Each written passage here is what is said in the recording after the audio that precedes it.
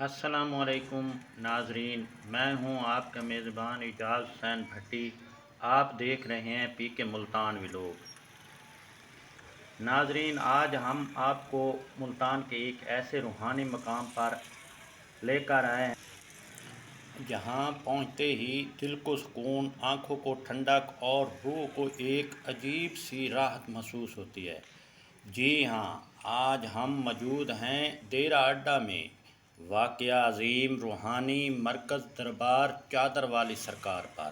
ناظرین، جیسے ہی ہم اس دربار شریف کے قریب پہنچتے ہیں تو سب سے پہلے سفید سنگ مرمر یعنی وائٹ ماربل سے بنا یہ خوبصورت مزار اس انسان کو اپنی طرف کھینچ لیتا ہے۔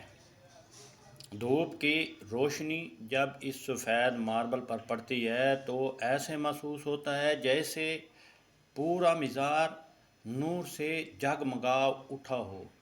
ہوا میں ہلکی ہلکی خوشبو، زائرین کی عقیدت اور درود و سلام کی صدائیں اس ماحول کو اور بھی روحانی بنا دیتی ہیں۔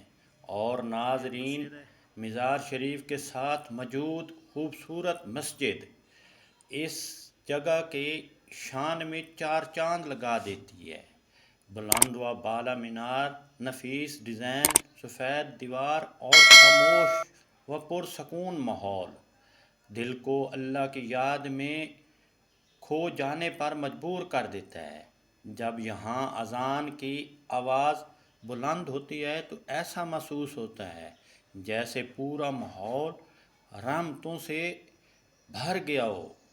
یہ خوبصورت مسجد اپنی دلکش تعمیر اور نفیس نقش و نگار کی وجہ سے ہر آنے والے کو حیران کر دیتی ہے۔ مسجد کی چار دیواروں پر بنے خوبصورت اسلامی ڈیزائن، باریک نقش کاری اور خوبصورت خطاطی اس کی شان کو اور بھی بڑھا دیتے ہیں۔ یہ مقدس دربار حضرت ولی محمد شاہ نقشبندی مجددی کا ہے، جنہیں عقیدت مند محبت سے چادر والی سرکار کے نام سے یاد کرتے ہیں۔ آپ ایک نہایت باکمال درویش، سخت اور اللہ والے بزرگ تھے۔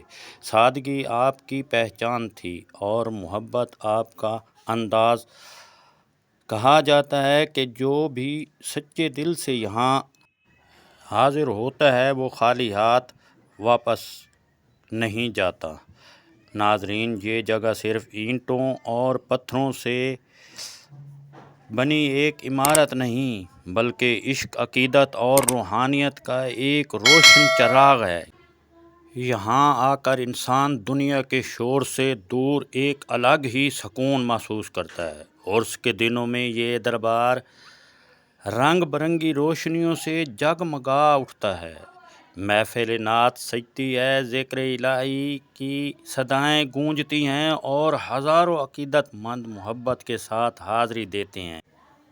اگر آپ کو آج کی یہ روحانیت سے بھرپور ویڈیو پسند آئے تو ویڈیو کو لائک کریں، اپنے دوستوں کو شیئر کریں اور ہمارے چینل پی کے ملتان ولاگ کو ضرور سبسکرائب کریں تاکہ ہم آپ کے لیے ایسے ہی خوبصورت اور تاریخی مقامات لاتے رہیں۔ اسی کے ساتھ اپنے بھائی کو اجازت دیں۔ اللہ حافظ۔